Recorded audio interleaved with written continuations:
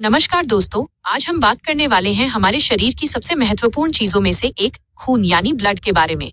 क्या आपने कभी सोचा है कि खून सिर्फ लाल रंग का तरल पदार्थ नहीं है, बल्कि ये एक पूरी जीवित प्रणाली है जो हर सेकंड आपके शरीर को जिंदा रख रही है।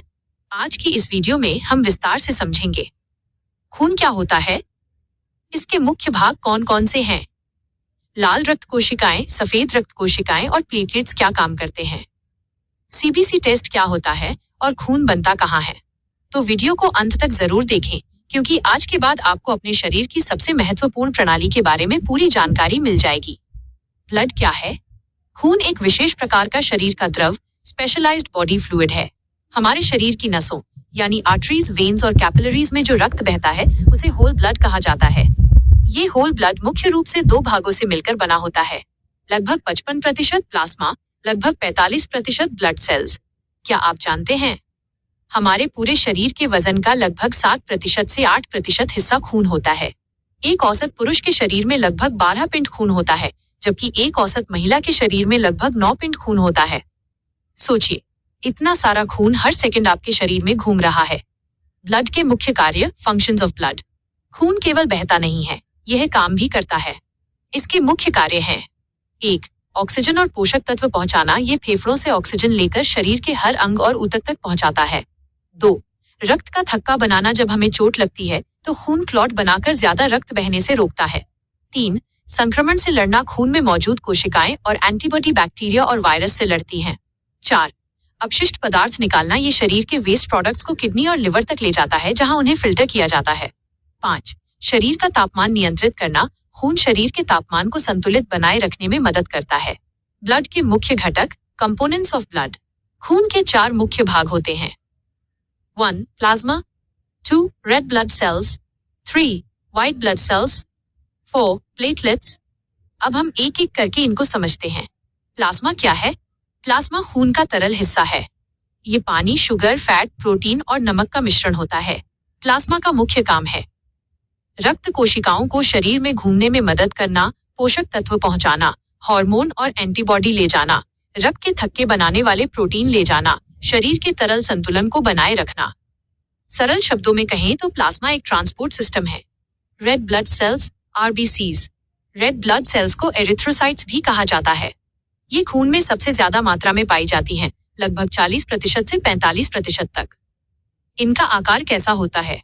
इनका आकार एक बाइकॉनकेव डिस्क जैसा होता है, यानी दोनों तरफ से थोड़ा दबा हुआ।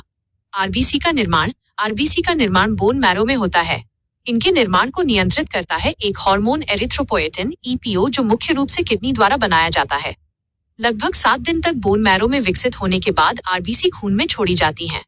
आरबीसी की खास बात, इनमें न्यूक्लियस नहीं होता। इस कारण ये ज्यादा लचीली होती हैं और छोटी नसों में आसानी से निकल जाती हैं। लेकिन न्यूक्लियस ना होने के कारण इनकी उम्र सीमित होती है।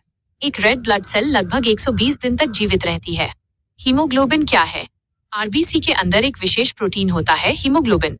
यही हीमोग्लोबिन ऑक्सीजन को फेफड़ों से शरीर तक ले जाता है और कार्बन डाइऑक्साइड को वापस फेफड़ों तक लाता है। खून का लाल रंग भी हीमोग्लोबिन की वजह से होता है। हेमाटोक्रिट क्या है? होल ब्लड में आरबीसी का प्रतिशत हेमाटोक्रिट कहलाता है। ये एक महत्वपूर्ण मेडिकल माप है। White blood cells, WBCs। White blood cells को ल्यूकोसाइट्स भी कहा जाता है। ये संक्रमण से शरीर की रक्षा करती हैं। ये आरबीसी की तुलना में बहुत कम मात्रा में होती हैं, लगभग 1%।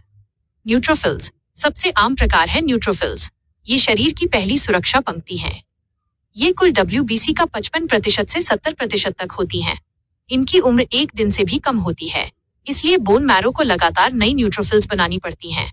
लिम्फोसाइट्स दूसरा मुख्य प्रकार है। लिम्फोसाइट्स इनके 2 प्रकार होते हैं, टी सेल्स, बी सेल्स।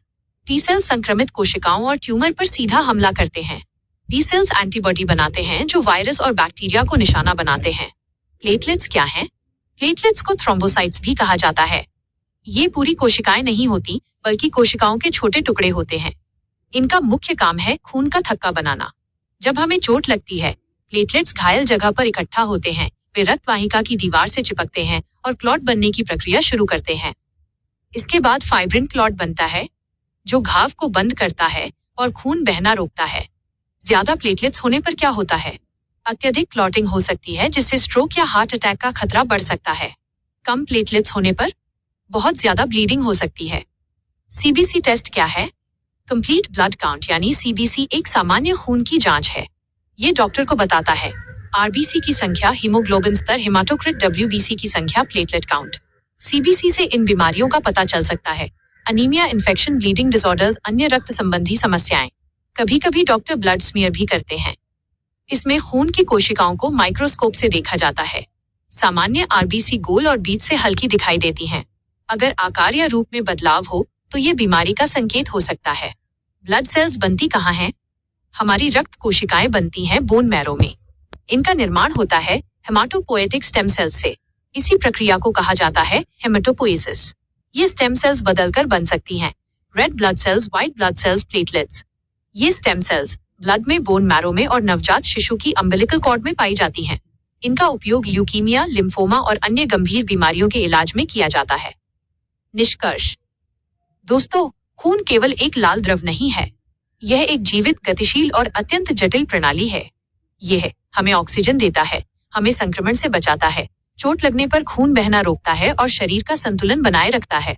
इसलिए अपने खून की सेहत का ध्यान रखें, समय समय पर जांच कराएं, स्वस्थ आहार लें और अपने शरीर को समझें। म्यूजिक हल्का बढ़ता है। अगर आपको ये जानकारी उपयोगी लगी हो तो वीडियो को लाइक करें, अपने दोस्तों के साथ शेयर करें और ऐसे ही स्वास्थ्य से जुड़ी महत्वपूर्ण जानकारी के लिए चैनल को सब्सक्राइब करें। धन्यवाद। मिलते हैं अगली वीडियो में।